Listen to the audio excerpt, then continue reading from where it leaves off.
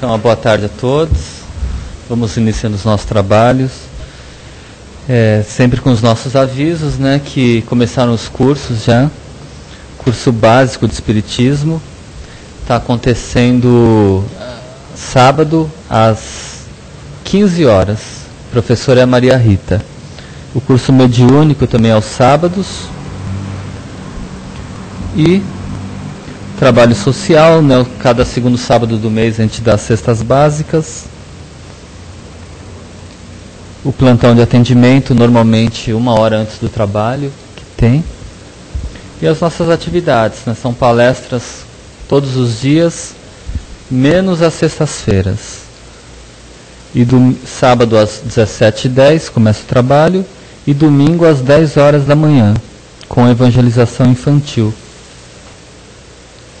Então é isso, né? A cada 15 dias a gente sai para fazer a distribuição de ruas. Não vai ser esse sábado, vai ser o outro foi adiado também, mas vai ser o outro sábado. E a importância, né? Estão pedindo aqui para avisar da importância do Evangelho no lar. Realizar uma vez por semana o Evangelho no lar. As nossas palestras são gravadas no site, né? São transmitidas ao vivo e ficam disponíveis também para assistir depois. E também na semana que vem vai ter a peça Aconteceu na Casa Espírita, que é baseada no livro do mesmo nome, né, que é um livro conhecido. E o ingresso custa R$7. A peça vai ser às 18 horas no Centro Espírita Servos de Jesus. Fica na Zona Norte, Rua Cândido Figueiredo, 492. Então tem uma travessa da Júlio Bono. Então essa peça é muito boa, né? Fala dos problemas da Casa Espírita. Quem viu já gostou.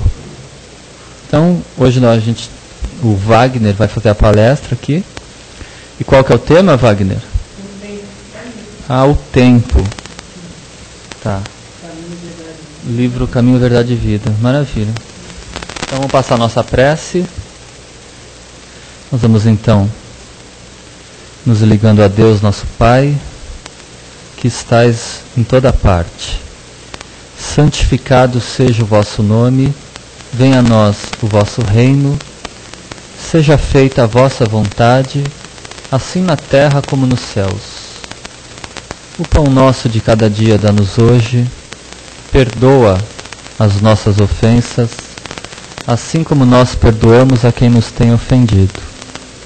E não nos deixes cair em tentações, livra-nos do mal, pois teu é o poder, o reino e a glória, para todo sempre que assim seja. Graças a Deus. Vamos passando a palavra ao Wagner. Obrigado, Márcio. Obrigado, amigos. É sempre bom estar aqui com os colegas da Casa do Caminho, com os amigos espirituais, os colegas que nos acompanham pela internet. Hoje nós vamos estar falando do livro Caminho, Verdade e Vida, que é da psicografia. As mensagens são ditadas pelo Emmanuel, com a psicografia do nosso querido Chico Xavier. O item é o número 1 deste livro tão importante para nós estudantes e aprendizes do Evangelho. E diz o seguinte: aquele que faz caso do dia, para o Senhor o faz. E o que não o faz caso do dia, para o Senhor não o faz.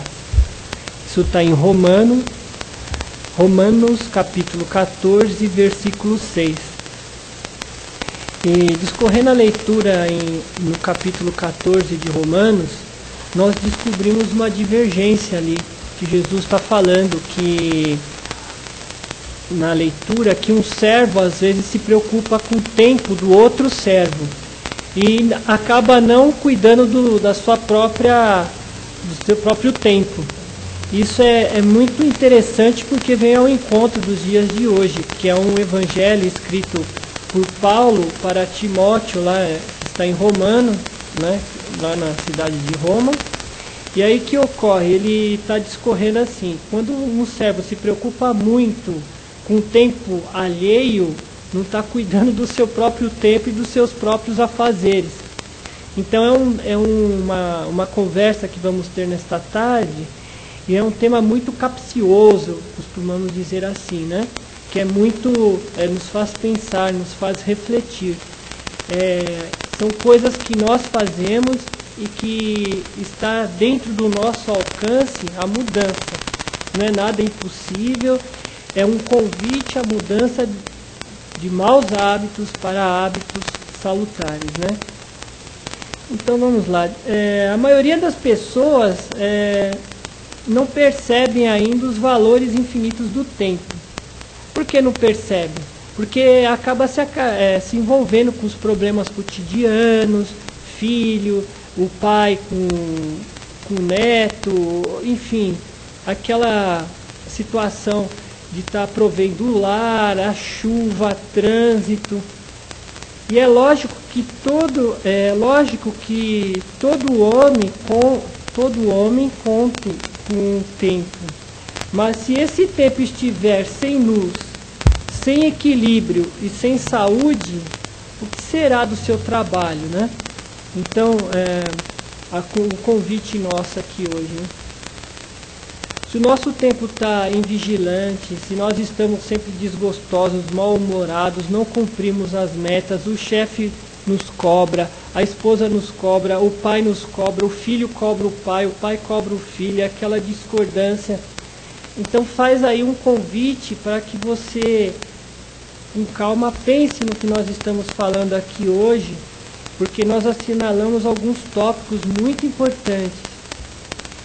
Aí fala o seguinte também, que reconhece-se o verdadeiro espírita pela sua transformação moral e pelos esforços que faz para domar suas más tendências.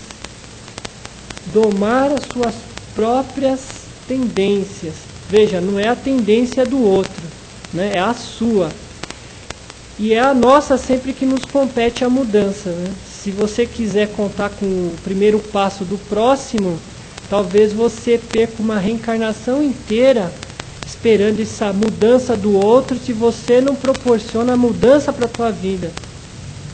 E toda mudança, ela passa pela questão do tempo, que são os valores e os momentos que nós administramos com pequenas tarefas, o tempo que passa com muita velocidade, muita velocidade. Então, o convite que nós fazemos também, que você faça uma pesquisa.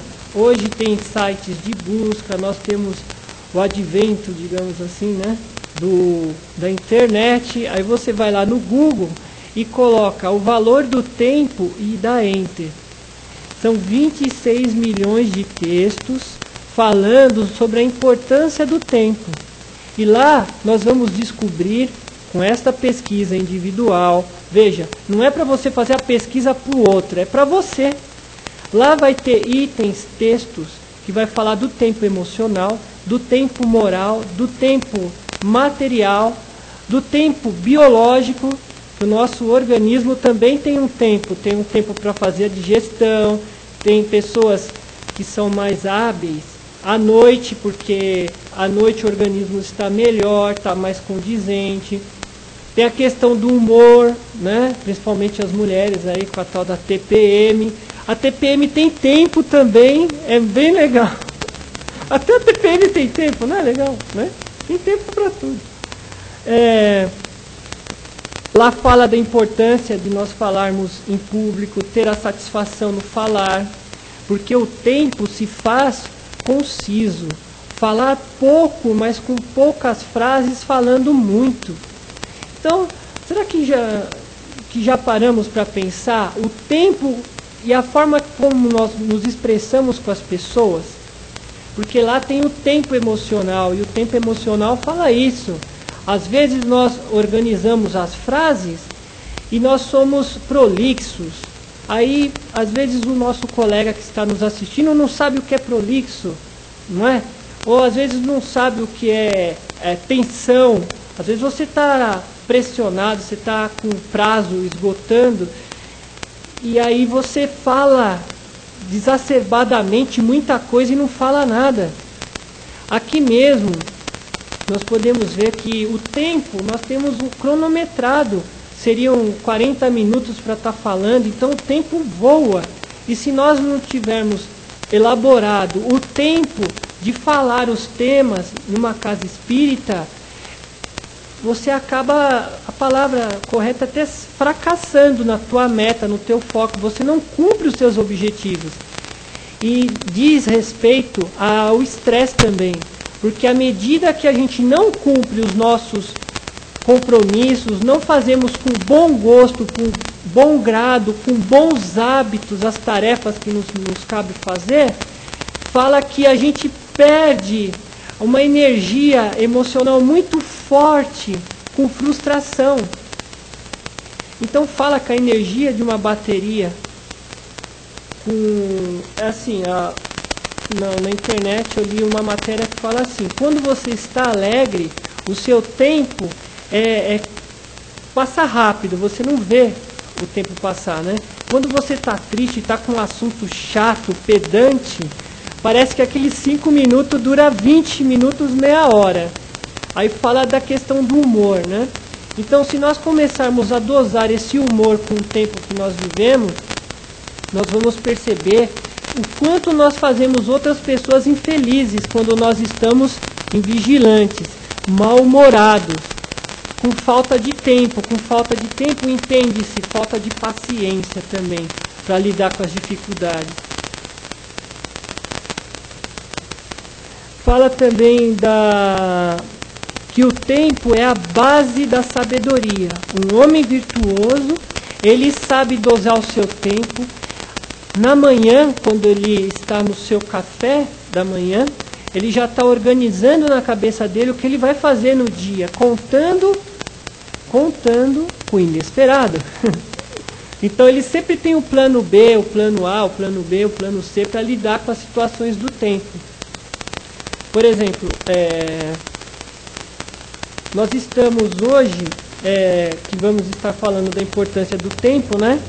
Para conseguir mais qualidade de vida e melhorar o equilíbrio espiritual, material, moral nas relações da vida e do trabalho. Então, a primeira questão que nós temos é organizar o nosso emocional para lidarmos com as dificuldades, coisas que nós não conhecemos. As dificuldades, às vezes, estão relacionadas na ignorância de ignorar a forma como aquela pessoa age, o mau humor daquela outra pessoa. Você se precaver, se preparando com o tempo para lidar com as situações.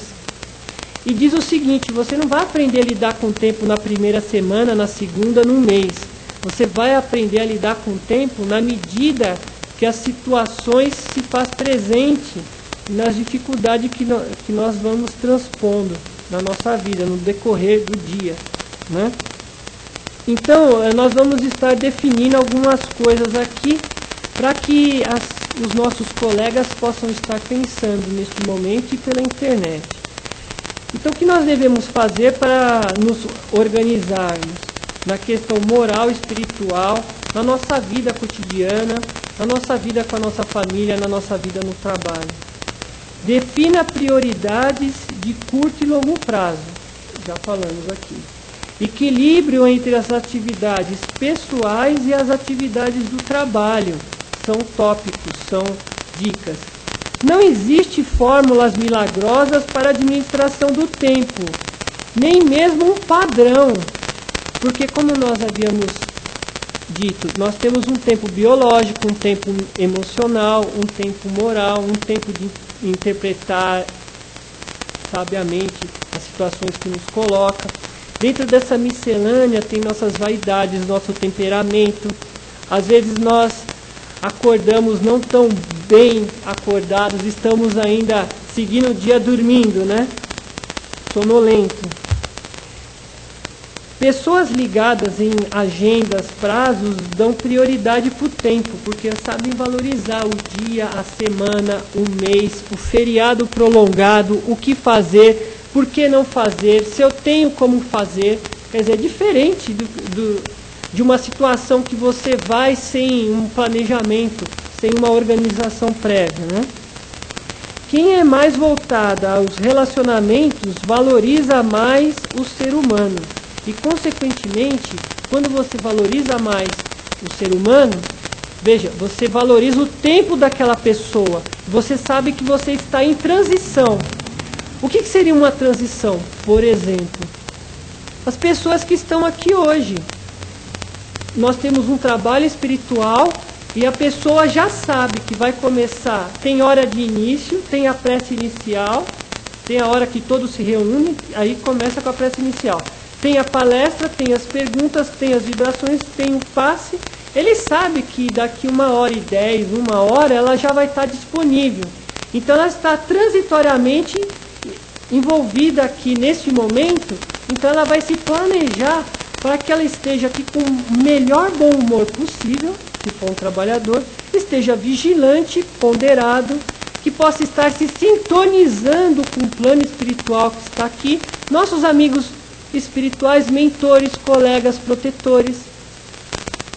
Se nós estivermos realmente interessados, ou mesmo espiritualizados, vamos estar sentindo um ente querido, às vezes uma mãe, um avô,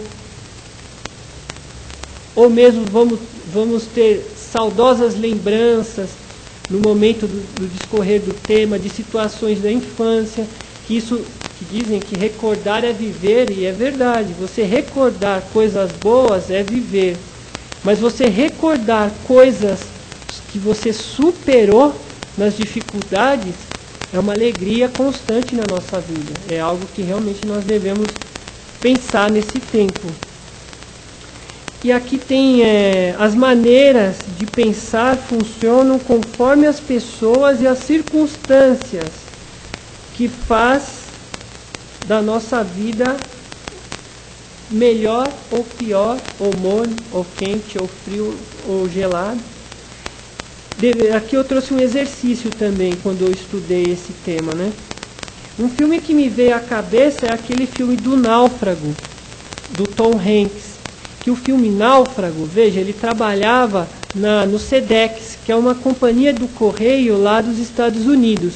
E ele vivia a vida dele profissional no questão do tempo. Então ele tinha hora para acordar, hora para tomar banho, hora para pôr o terno, hora para dar o nó na gravata, hora para sair. Ele era horas fracionadas, assim, era 8h37, tal coisa, 8h42, tal coisa. E ele vivia um relacionamento familiar de segundo plano. Primeiro plano estava o trabalho dele, não tinha família por trás. E lá nós vamos perceber, por exemplo, que ele tinha que ter ido no dentista, não foi. Né? No filme nós constatamos que ele teve um problema lá danado com o dente. Ele tinha um relacionamento com a noiva dele, também pautada em tempo, e ele sempre falava, temos compromissos tal, temos compromisso tal. O temos compromisso, no plural, é os compromissos da empresa, não eram pessoais dele. Então, é um exercício para nós revermos esse filme, pautada no estudo que nós estamos sugerindo aos irmãos. Então, quando ele sofre aquele acidente, ele percebe que o tempo dele parou, mas na verdade não parou, continuou. Só que ele estava envolvido naqueles hábitos do continente e ele se via só numa ilha, né? Tendo que exercer a criatividade. Então tem uma frase que ele fala que inventou 50 maneiras de fazer coco. Né? Então tinha coco ralado, coco frito, coco assado, coco no sol, coco com folha, coco não sei o que lá. Ele só comia coco, que ele não conseguia pescar, né? Então são coisas que nós fizemos para estar falando para os colegas, né? E aí quais são outras dicas que nós vamos dar? Conversar com os mais antigos, com os mais velhos. E na década de 80, início de 80, tinha no Brasil 4 canais de televisão. Até isso eu fui atrás. Desses 4 canais de televisão, nós ficávamos 4 horas na televisão e perdíamos, em pesquisas, 10 minutos em 4 canais, vendo o que você queria ver na hora. Então você ficava zipando lá, e não tinha controle remoto, você tinha que levantar da cadeira e ficar lá. Quer ver isso? Quer ver aquilo? Não é? Vocês lembram, né? Quando nós éramos crianças.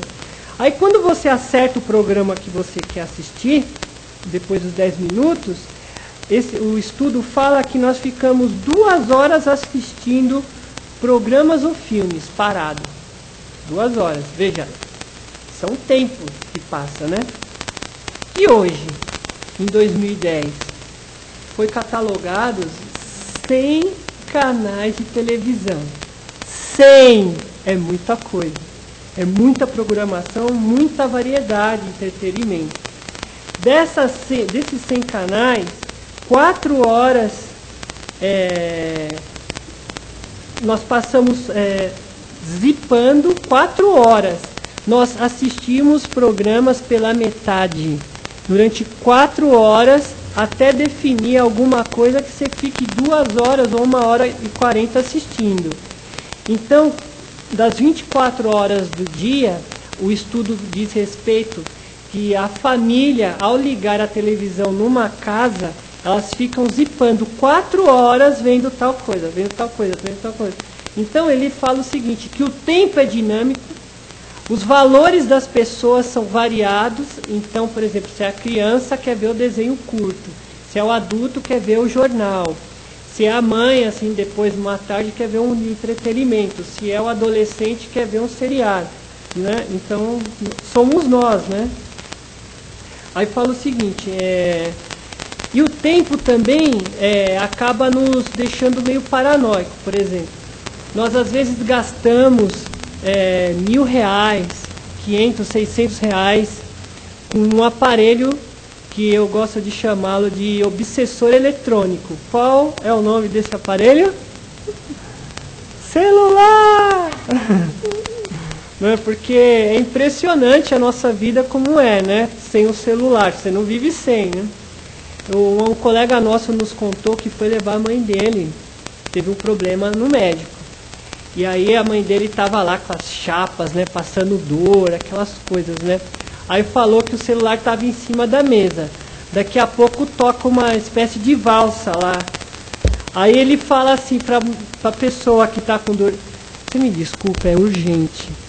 Aí fala, ai amor, pega o celular e vai falando, tal, tal.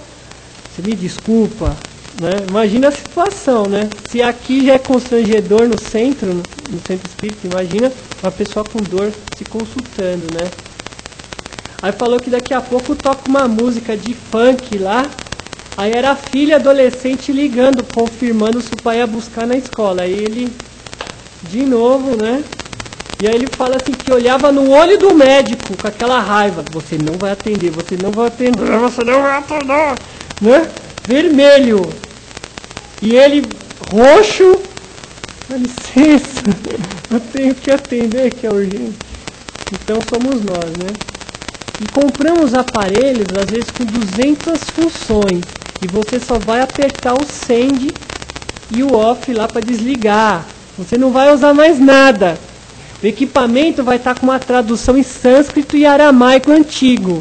É a nova versão 2010.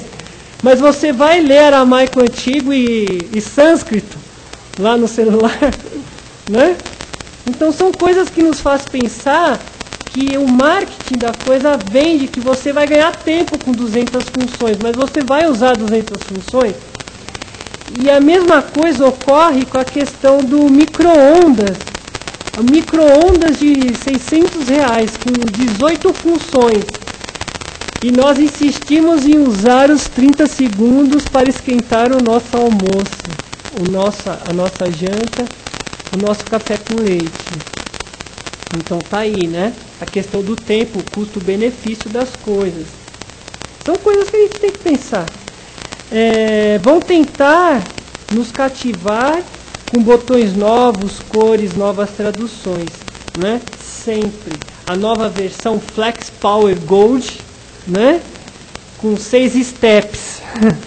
Né? Tem 4 rodas mais 2 steps, 6 rodas, né? Você fala, opa, sempre tem uma inovação. E aí tem a questão divina, né?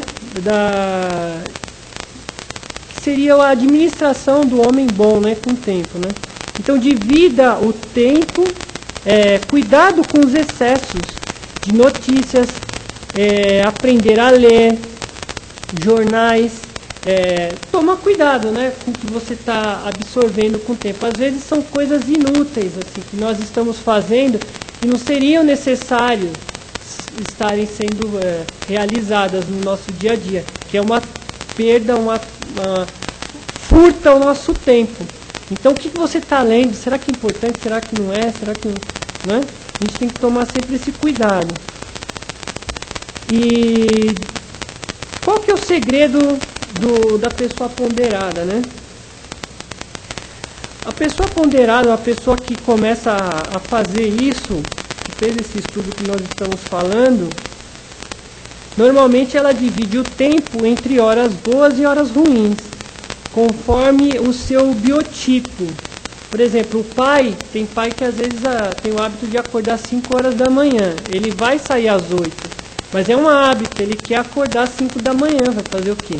Porque o biotipo dele funciona de manhã. Já o biotipo de um adolescente é mais noturno, ele quer dormir tarde, é rebelde, quer ver todos os programas que não pode, aquelas coisas, né? Então cada um tem uma velocidade, cada um tem um biotipo. Esse biotipo ele produz o quê? Uma agilidade mental, né? Então vamos fazer um parente aqui. Qual será o dia de uma pessoa, por exemplo, como nós que temos um ideal espírita, que nós trabalhamos com a nossa vontade de domar as nossas más tendências, então nós nos cronometramos e começamos a ter, por exemplo, o bom hábito de ler bons livros à noite e acordar com orações. Eu conheço amigos, irmãos nossos, né, depois até em off posso falar quem é, uma caguetada, que tem o hábito de ler capítulos de alguns livros assim mais amorosos à noite, livros mais pesados de dia para não dormir com aquele clichê mental, e tem o hábito de fazer um salmo todo dia de manhã quando acorda. Ele faz a oração dele e faz o salmo antes de levantar.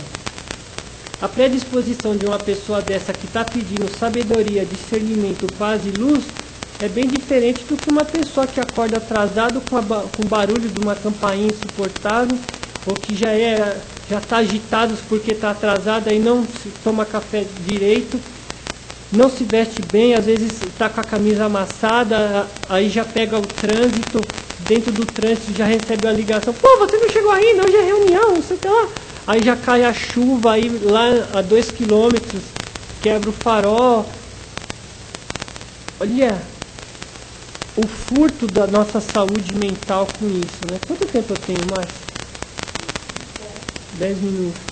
Então olha o valor de estarmos vigilantes com o nosso tempo, para que não nos furtem a paz.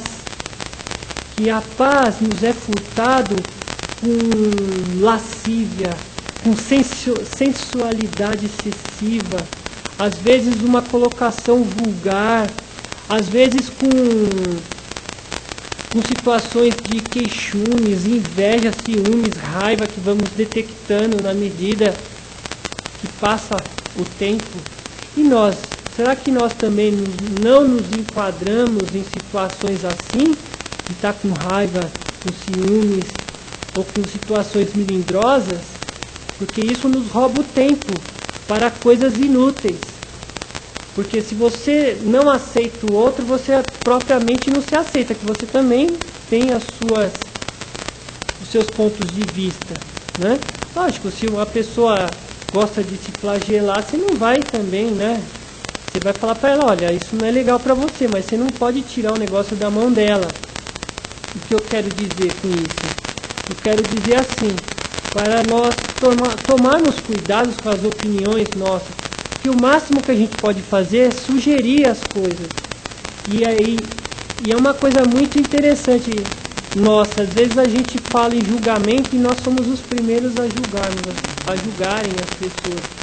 E essa questão de julgamento é muito propício a estar surgindo as obsessões, as fascinações, porque se está todo mundo errado, só você está certo, tem algum problema aí, né?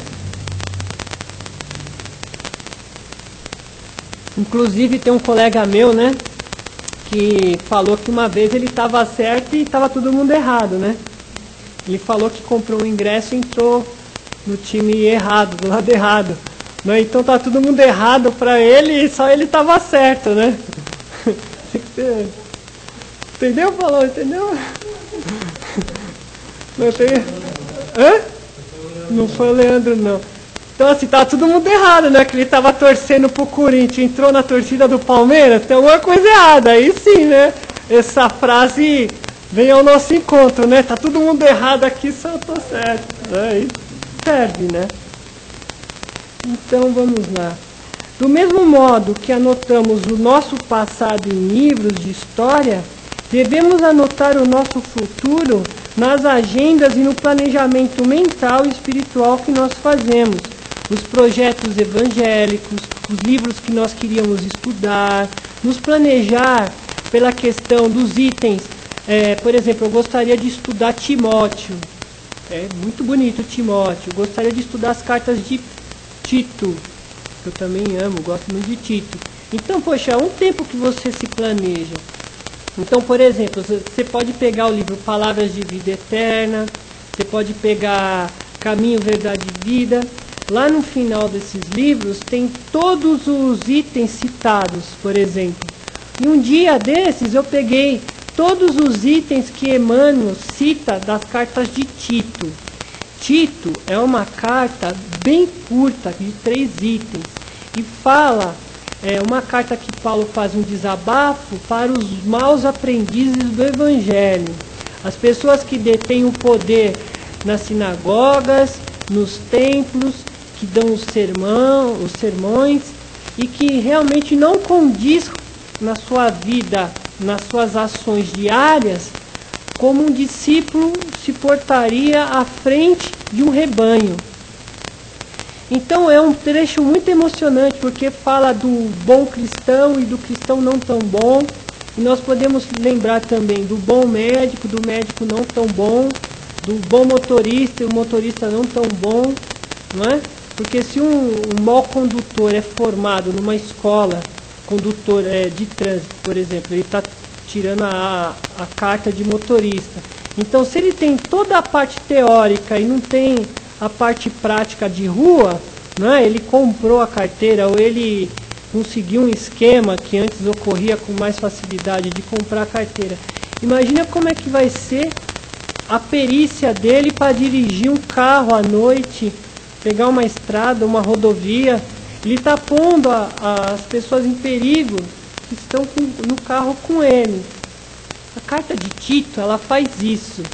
Ela faz você pensar nisso, na questão do tempo, na questão de você estar se planejando e estar tomando cuidado. Porque ele fala que Deus, se Deus é onipotente, onisciente e onipresente, tudo sabe, tudo vê, tudo sente, nós não vamos conseguir enganá-lo.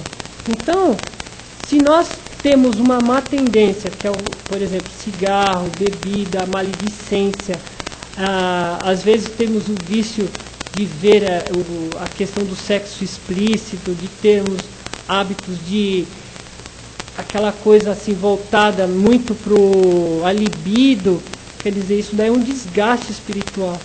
E nós vamos estar acoplados, acompanhados de espíritos, porque você dita as companhias que lhe visitam à medida do que você faz durante o seu dia. Se você tem boas leituras, uma boa ética, né? Porque à medida que nós emitimos uma frequência olhando para uma mulher, ou uma mulher olhando para um homem, você praticamente, o que está te cercando, está vendo o que você está fazendo. Porque Kardec nos fala em 1852 que nós somos assistidos por uma legião de testemunhas, que são os espíritos que nos acompanham, né? Por isso que ele fala que conhece o verdadeiro espírita pelo seu empenho, teu desempenho, né, de mudar a si mesmo suas questões morais, né? E aí, para concluir o tema, lembrar sempre de planejar e alocar o tempo necessário para cada tarefa. Ele fala que o segredinho de quem planeja o tempo é alocar o tempo. Então você vai alocando o tempo para o trabalho, para o almoço, né? Você vai alocando tudo certinho, vai dando certo a engrenagem do teu dia e você vai conseguir fazer muito mais coisas. Gostaria de lembrar do nosso irmão Chico Xavier. Ele durante 16 anos dormiu 4 horas por noite. 4 horas por noite, quando ele se aposentou, né? E ele estava com a pressa de cumprir a meta, porque Emmanuel também, quando nós tivermos o conhecimento dos livros, da literatura da vida do Chico Xavier, nós vamos perceber que ele veio planejado para psicografar 100 livros, e ele chegou aos 430. Por que ele fez isso? De um dia para a noite? Não, foi tentativa e erro, tentativa e acerto. Tentativa e erro, tentativa e acerto. O acerto continua acertando. Errou? Vamos ver, alocar esse tempo para saber se o tempo foi perdido por inabilidade, falta de conhecimento ou por fatores externos que outras pessoas nos tomou o tempo, digamos assim. Então tem toda uma questão para lembrarmos, né? Assim, criar metas e concluir metas. Aqui já é uma parte mais gostosa de falar, que é o quê? Todo momento que você consegue concluir aquilo que você faz, a pessoa que tem agenda, ela tem aquela satisfação de colocar no seu dia, naquela folha, que ela concluiu aquilo. Não deixe passar o dia sem rever o seu dia que passou, é muito importante, a semana. Você vai ver tanta coisa bacana que você fez e você vai criando a segurança necessária para planejar as próximas semanas. E às vezes fazemos tantas coisas e nós não nos elogiamos. Porque é um elogio discreto nós colocarmos que conseguimos cumprir aquela meta, aquele dever, aquele compromisso. Isso te dá segurança e equilíbrio também. Pois você irá arriscar, eu já falei, desfrutar o prazer de celebrar as metas atingidas. E agora, vamos lá, dedique-se às tarefas mais importantes e delegue o resto. Qual será o segredo das pessoas que têm tempo de sobra? O segredo é dizer não, né? Dependendo de quem pede, saber dizer não é uma grande arte. Saber gastar o seu tempo é muito importante. Dê preferência para pensar, meditar e passear. Sair da rotina. Para que você entre numa sintonia de um mundo que você está planejando e que você está materializando ele dentro da sua cabeça, para que você seja uma pessoa segura, mais altiva, mais otimista, mais feliz com as suas metas, com as suas dificuldades, com o seu planejamento. Boa tarde a todos. É muito assunto, não é? Dá para fazer um seminário sobre esse aí.